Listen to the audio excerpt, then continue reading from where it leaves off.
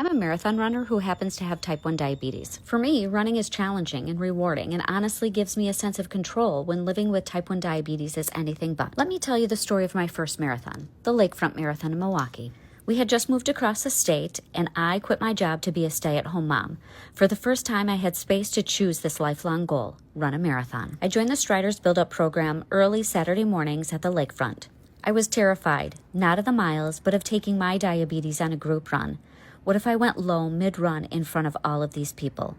I didn't have a CGM at this time, so I was whipping out my meter, my Lancet, and my test strips every 3 miles to test my blood sugar while running. The sound of test strips bouncing along with each step, one guy asked if I was carrying poker chips. Apparently, it turns out test strips rattle like Vegas. Most of my runs were stroller runs with the 2 kids and their sippy cups and snacks, and me with my fuel in a cup holder. On solo runs, I experimented with different ways to carry my fuel, insulin pump, meter, Lancet, and test strips.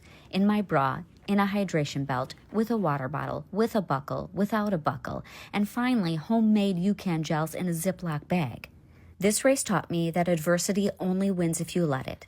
To anyone with type 1 diabetes thinking about running a marathon, you are stronger than you think. The learning curve is steep, you are an experiment of one, but you already know how to do hard things. You do that every day.